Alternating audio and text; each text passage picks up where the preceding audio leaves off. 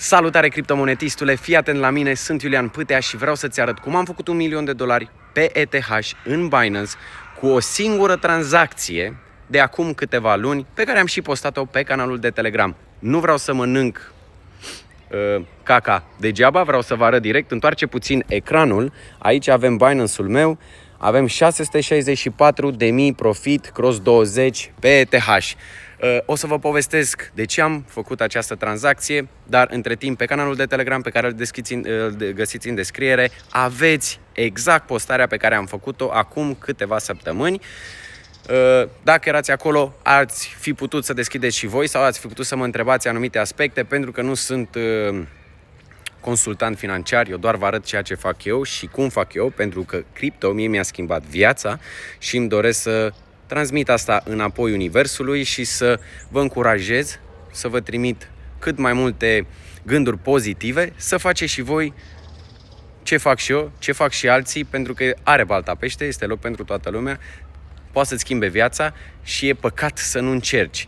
Așa că vreau să-mi dai un like, un comentariu, un subscribe, pentru că oricum totul este gratuit, nu am nevoie de bani de la tine, nu o să-ți cer bani pe absolut nimic, eu iau din piață și mă mândresc să zic asta, că sunt singurul român care îți dă informații pe cripto și nu este doar de acum, pentru că și acum 2 ani și acum 3 ani am postat constant și foarte mult pe YouTube și pe TikTok, lucru care m-a demoralizat să continui în perioada respectivă din cauza sau datorită hate-ului, pentru că zic din cauza hate-ului este pentru că m-am oprit din a mai posta pe TikTok și YouTube, dar datorită pentru că mi-a oferit mie mai mult timp să mă concentrez pe mine, pe evoluția mea, am învățat foarte multe despre cripto și am reușit să ating niște numere incredibil de frumoase pe care mi le doresc ca fiecare dintre voi să reușiți măcar 1% mai mic sau mai mare decât am reușit eu. Așa că să nu mai pierdem foarte mult timp în a vă povesti ce fac și cum fac eu.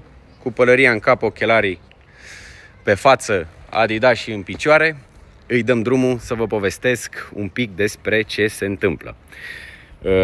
Vreau să întoarceți un pic telefonul și să vedem unde este, să vă explic că puteți să intrați pe Bitcoin ETF Flows, lucru care nu cred că vă interesează, dar este o știre foarte importantă, că pe data de 21 iulie 2025, adică ieri, s-au vândut 131 de milioane de dolari din Bitcoin și au fost mutați în ETH, dar nu doar 130 de milioane au fost mutați, ci încă 170 de milioane în plus. Asta înseamnă că ETH nu se oprește aici și că are potențial de creștere mai mare. De ce? Pentru că, cum nicio acțiune nu vine singură și că vine într-un lanț de alți factori, dominanța Bitcoin a scăzut. A scăzut de la 66%, dacă ne uităm aici, că am și notat asta, de la 66% la aproape 60%. Și aici avem chartul pe care și voi puteți să îl găsiți pe internet, în care vedem clar că în iunie am atins aproape 66% și acum pragul de 60-50%. Da? Ăsta este un motiv pentru care, hai să ne vedem, ăsta este un motiv pentru care ETH a început să crească și altcoin-urile se pregătesc să urce din ce în ce mai mult. În momentul în care dominanța Bitcoin scade, cum a fost la 66% și se duce spre 50 și ceva la sută, este un semn că ne pregătim pentru altcoin season. Cu toții ne dorim asta. De ce? Pentru că foarte mulți dintre noi nu avem Bitcoin, foarte mulți dintre noi nu avem nici măcar ETH, avem alte proiecte, cum ar fi SUI, SEI, Aptos, Elrond, cer scuze pentru cei care au cumpărat Elrond la 500 și acum vai și amar.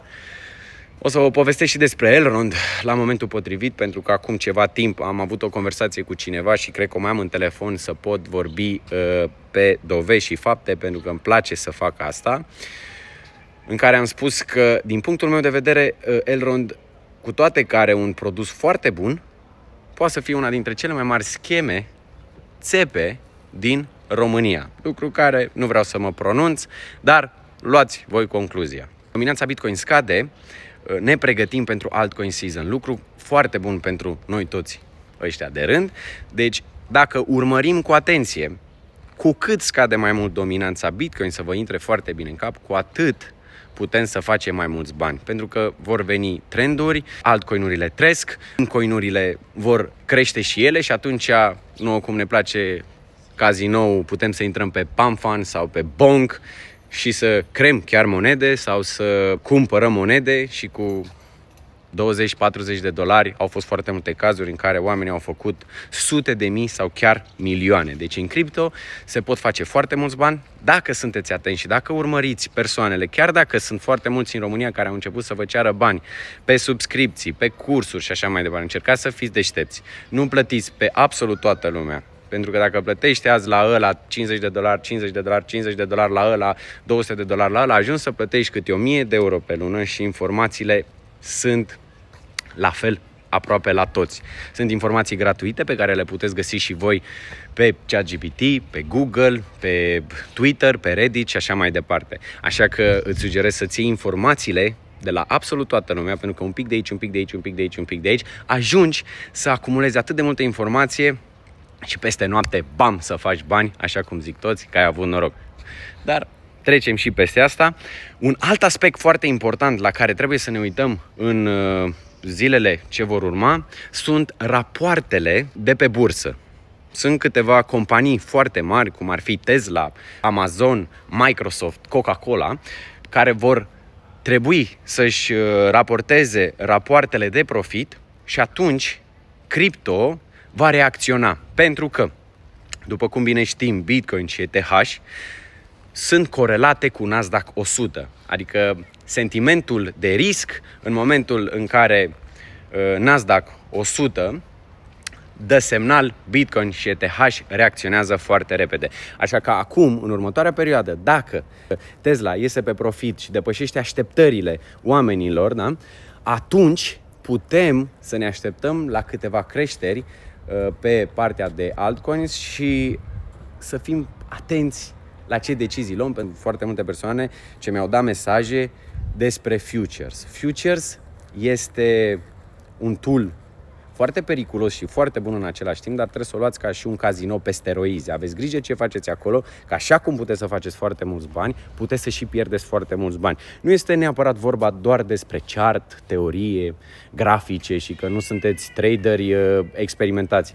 Pentru că în cripto, în momentul de față, chiar dacă se reglementează, se legalizează și ajungem la un nivel de stock market în următorii ani, dacă mâine se trezește Trump cu o durere mare în boașe, piața cade 30% și atunci niciun trader, niciun grafic, nicio teorie nu poate să mai susțină piața și lichiditățile, pentru că cripto reacționează foarte mult la știri. Așa că vreau să vă mai arăt încă o știre pe care o am tot aici. Să vedem puțin, cred că era prima. Cum că Jerome Powell, președintele Federal Reserve, a fost trimis la Departamentul de Justiție pentru o posibilă anchetă penală. Și acum o să mă întrebi, păi bă, Iuliane, ce legătură are asta cu piața cripto și așa mai departe? Că am primit întrebări de acest gen. În primul rând, dacă vă mai aduceți voi aminte sau dacă ați studiat asta sau dacă nu puteți să verificați asta, în primul mandat al lui Trump, în care, bineînțeles, a avut discuții continue cu Jerome, a spus că el este inamicul numărul 1 după China, pentru că cumva n-a vrut să danseze Jerome după cum cântă Trump. Așa că acum cumva au găsit Trump și aliații lui o posibilă presiune, o posibilă șansă de a pune presiune pe Jerome, pentru că el nu poate să-l concedieze când are și cum are el chef, așa că va pune presiune pe el. Va încerca să aducă la conducere pe altcineva care să danseze cum vrea Trump și atunci, pe termen lung, dacă va tăia ratele așa cum își dorește Trump, S&P 500 va avea de suferit. Și dacă S&P 500 va avea de suferit, știm cu toții că piața cripto merge în tandem și piața cripto va avea de suferit. Va fi un pic de panică. Nu știu când se vor întâmpla lucrurile astea, nici nu ne interesează momentan. Ar trebui să fim foarte atenți pe următoarele săptămâni, să vedem ce se întâmplă cu ETH-ul, pentru că ați văzut, am o poziție pe ETH pe care vă o mai arăt încă o dată. Da? O avem deschisă aici cu intrarea de la 2380 și în momentul de față, ia să vedem în momentul în care filmez, ETH-ul este undeva la 3700. Părerea mea, așa cum am anunțat și pe canalul de Telegram pe care îl puteți vedea aici, imediat vă arăt, da? Uitați aici, canalul de Telegram, unde am postat exact cum am intrat, care este planul nostru pentru ETH. Am spus și atunci că la 3400 mă pregătesc să ies din poziție. Însă, de asta este bine să urmărim ce se întâmplă în piață și ce spun cei de la butoane, să zic așa. Am mai riscat-o, am mai lăsat un pic poziția, am mai lăsat-o pentru că din momentul ăsta nu mai am ce să pierd decât să acumulez cât mai mult profit. Mi-am trecut peste obiceiul meu de a mă ține de cuvânt în momentul în care spun că intru într-o poziție la 2380 și că voi părăsi poziția la 3444 cel mai târziu și că primul take profit mi-l iau la 2900, am trecut peste asta pentru că nu m-am așteptat să avem o vară așa nebună, așa că în momentul de față dau declarație în fața voastră că încerc să țin poziția cât mai mult, să văd dacă tot ceea ce sentimentul de piață ne duce în direcția în care eu o aștept sau mi-o doresc și să vedem ETH-ul peste 4000, lucru care psihologic este un prag foarte greu, iar la 4000 se prea poate să revedem o retestare, lucru pe care o să vi-l postez pe canalul de Telegram să vedeți exact ce și cum urmărim, însă se prea poate că dacă atingem 3400 sau 3300 și un pic pe ETH să intru long iar. O să închid poziția când vedem că ne ducem în jos, închid poziția și redeschid o altă poziție pentru că se vor întâmpla câteva lucruri interesante după ce vedem rapoartele de profitabilitate ale companiilor de la bursă, discutăm, mai facem un videoclip.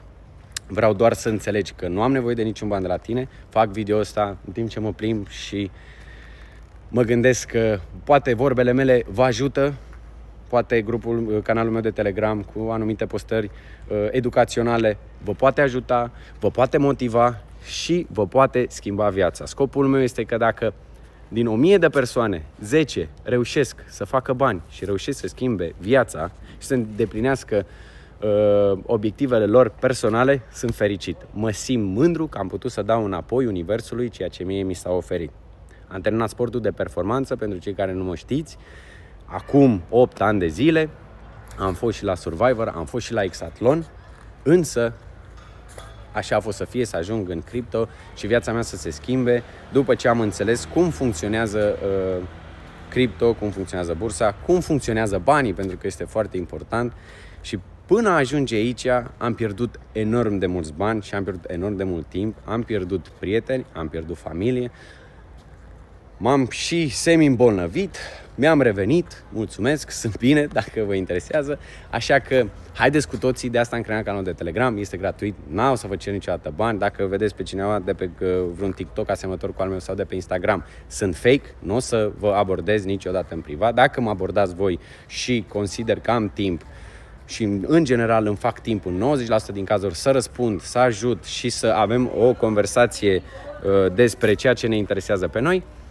Și până atunci vă rog să fiți foarte atenți, să studiați, să vă bucurați de viață, să vă bucurați de vara asta. De ce? Pentru că va veni septembrie-octombrie, oamenii se întorc din vacanță, momentan nimeni nu vorbește de cripto, chiar dacă Bitcoin a atins un all-time high, ETH-ul crește, altcoin-urile dau să crească, nimeni nu vorbește. De ce? Sunt toți în vacanță, petreceri și așa mai departe, dar septembrie-octombrie se liniștesc lucrurile, oamenii încep să își numere banii de la saltea, să-și dorească să investească, să-și pună banii să lucreze pentru ei. Și atunci noi ăștia, care acum stăm și evoluăm și facem research și ne ajutăm unul pe altul, pentru că nici eu nu știu foarte multe lucruri, așa că cu cât sunt mai mulți oameni de același nivel sau de un nivel mai scăzut, ne putem ridica unul pe celălalt, cărămidă cu cărămidă să creștem. Și atunci facem o echipă puternică, cu informații de la tine, cu informații de la mine, putem să creștem și să ajungem la performanțe foarte, foarte mari.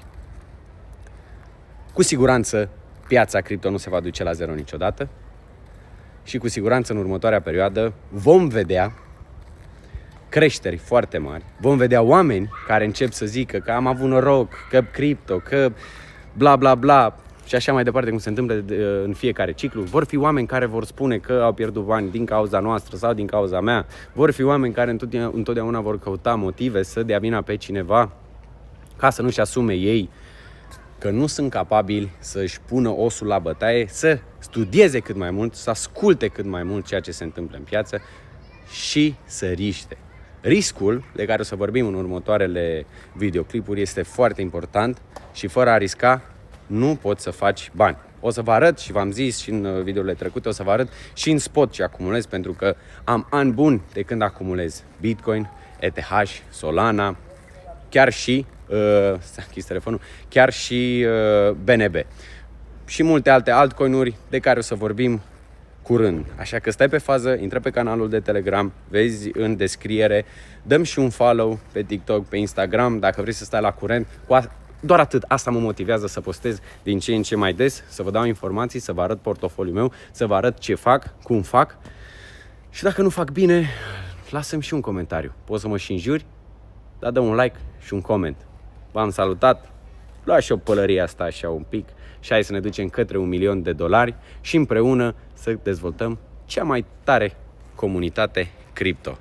Fii un lup flămând și nu asculta ce zice unul și altul.